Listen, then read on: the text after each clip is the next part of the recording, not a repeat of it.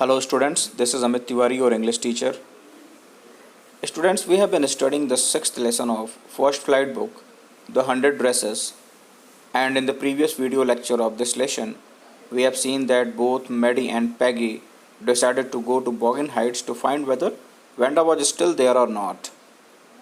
Maddie was feeling very bad to think that she would have stopped Peg to make fun of Wanda, and thus Wanda would have not left the school. Now let us see what happens next in this story. The two girls hurried out of the building, up the street towards Boggin Heights, the part of the town that wore such a forbidding air on this kind of a November afternoon, drizzly, damp and dismal. Damp and dismal means wet and sad. Here, damp and dismal expressing a state of hopelessness. दोनों लड़कियां जल्दी जल्दी building से बाहर आती हैं और बॉगिन Heights की तरफ तेज़ी से निकल पड़ती हैं।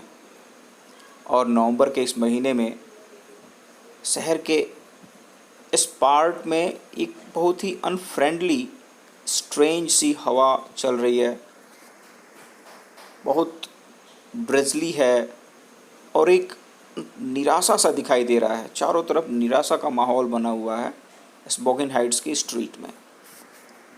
Well, at least, said Peggy gruffly, I never did call her a foreigner or make fun of her name. I never thought she had the senses to know we are making fun of her anyway. I thought she was too dumb, and gee, look how she can draw. और Peggy जो है बहुत ही rude voice में कहती है कि उसने कभी भी उसके नाम का मजाक नहीं उड़ाया, कभी भी इस बात के लिए उसका मजाक नहीं उड़ाया कि वो एक फॉरेनर है, और मुझे कभी लगा ही नहीं कि उसके पास इतना भी दिमाग होगा कि वो हमारे द्वारा जो मजाक उड़ाया जाता है उसका वो समझ सके उसको। मुझे तो लगता था कि वो बहुत ज़्यादा डम्ब है, बुद्धू है, और देखो तो वो कितना बढ़िया ड्राइंग कर सकती है। Maddie could say nothing. All she hoped was that they would find Wanda. She wanted to tell her that they were sorry they had picked on her, and how wonderful the whole school thought she was, and please not to move away and everybody would be nice. लेकिन Maddie ने कुछ भी नहीं कहा। वो तो बस ये आशा कर रही थी कि वेंडा बस मिल जाती। वो वेंडा को बताना चाहती थी कि वो सब कितने दुखी हैं, कितना बुरा फील कर रहे हैं कि उसका मजाक उड़ाया जाता था, और सभी लोग यानी कि स्कूल के सारे बच्चे सोच रहे हैं कि वो कितनी वंडरफुल लड़की थी, और सब चाह रहे हैं कि फिर से वो स्कूल आ जाए और सब के सब उसके साथ बहुत ही अच्छे से व्यवहार करेंगे। She and Peggy would fight anybody who was not nice, और मैडी और पेगी दोनों मिलके उन लड़कों से, उन लोगों से लड़ाई करती जो कि उसका मजाक उड़ाते या उसके साथ गलत व्यवहार करते। The two girls hurried on.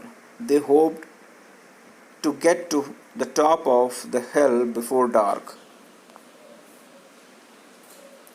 दोनों लड़कियां जल्दी जल्दी जा रही थी स्ट्रीट में और आशा कर रही थी कि अंधेरा होने से पहले ही वो पहुंच जाएं, यानी कि हिल के टॉप पे पहुंच जाएं।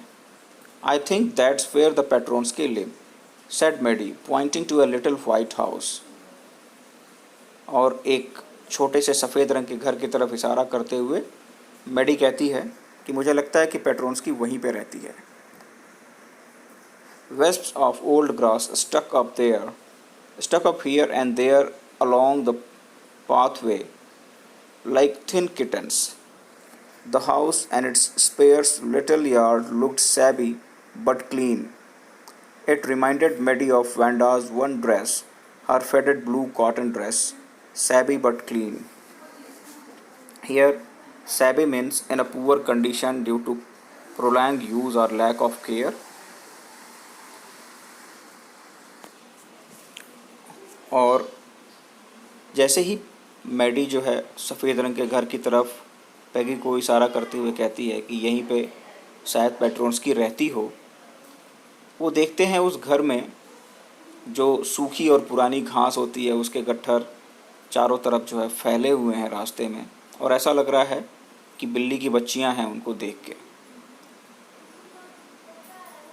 The house and its sparse little yard looked shabby but clean.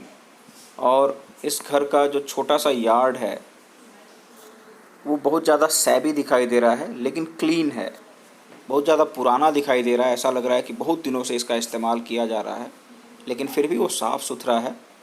It reminded me Maddie of Wanda's one dress, her face, her faded blue cotton dress shabby but clean. और उसके यार्ड को देख के, उस white house के yard को देख के मेडी को वेंडा के उस पुराने ब्लू कलर के ड्रेस की याद आती है, जो कि बिल्कुल फेड हो गई रहती है, जो कि बहुत वॉर्न आउट है, लेकिन फिर भी साफ़ सुथरा है। There was not a sign of life about the house. Peggy knocked firmly on the door but there was no answer. घर को देख के ऐसा लगा कि घर में कोई नहीं रहता है। पैगी ने दरवाजे पे तेज़ी से नॉक किया, लेकिन कोई भी जवाब नहीं आया। She and Maddie went around to the back yard and knock there. Peggy और मैडी दोनों घर के पीछे की तरफ गए और वहाँ पे भी खटखटाया। Still there was no answer, लेकिन वहाँ से भी कोई जवाब नहीं आया। There was no doubt about it, the Petronskis were gone. How could they ever make amendments to show that one is sorry for doing something good। तो यहाँ पे क्या कह रहा है कि जो डाउट था कि शायद वेंडा जो है अभी भी वहाँ पे हो, वो अब क्लियर हो गया था। वेंडा जो है अब उस घर में नहीं है, पेट्रोन्स्की जो है वहाँ से जा चुके हैं। और they turn slowly and made their way back down the हिल। और धीरे धीरे जो है वहाँ से वो मुड़ के वापस हिल से नीचे की तरफ चल पड़ते हैं। Well anyway said Peggy, she has gone now, so what can we do. खैर, पैगी कहती है अब तो वो जा चुके हैं, तो हम क्या कर सकते हैं भला। Besides when I was asking her about all her dresses, she probably was getting good ideas for her drawing. She might not even have won the contest otherwise. अब यहाँ पे पैगी खुद को दिलासा देते हुए ये कह रही है कि अगर वो वेंडा से उसके ड्रेसेस के बारे में नहीं पूछती कि उसके पास कैसे ड्रेसेस हैं, कितने ड्रेसेस हैं, क्या उसके पास सिल्क के ड्रेसेस हैं या नहीं हैं, तो उसको डिफरेंट ड्रेसेस के डिज़ाइन उसके दिमाग में नहीं आते, डिफरेंट ड्रेसेस को ड्रॉ करने का आइडिया उसके दिमाग में नहीं आता और वो कॉन्टेस्ट नहीं जीतती। तो इस तरीके से बातें करके पैगी जो है अपने गिल्ट को छुपाना चाहती है, अपने आप को दिलासा देना चाहती है कि उसने वेंडा का मजाक उड़ाया। Maddie turned this idea carefully over in her head, for if there was anything in it, she would not have to feel so badly। और मैडी भी पैगी के इस आइडिया को अपने दिमाग में डाल लेना चाहती थी कि अगर वाकई ऐसा कुछ है तो उसे बुरा नहीं महसूस करना चाहिए। But that night she could not get to sleep. लेकिन उस रात वो सो नहीं सकी। She thought about Wanda and her faded blue dress and the little house she had lived in. और पूरी रात वो वेंडा के ब्लू कलर के फेडेड ड्रेस के बारे में सोचती रही, वो छोटे से घर के बारे में सोचती रही जिसमें कि वेंडा रहती थी। And she thought of the glowing picture those 100 dresses made all lined up in the classroom. और वो उन चमकीले खूबसूरत 100 ड्रेसेस के बारे में सोचती रही जिसकी ड्राइंग सारे के सारे पिक्चर्स के फॉर्म में क्लासरूम में लगाए गए थे। At last Maddie sat up in bed and pressed her forehead tight in her hands and really thought. और जब बहुत परेशान हो गई मेडी तो अचानक से उठी और अपने सिर को अपने हाथों से दबाया और सोचा उसने। This was the hardest thinking she had ever done. After a long time she reached an important conclusion.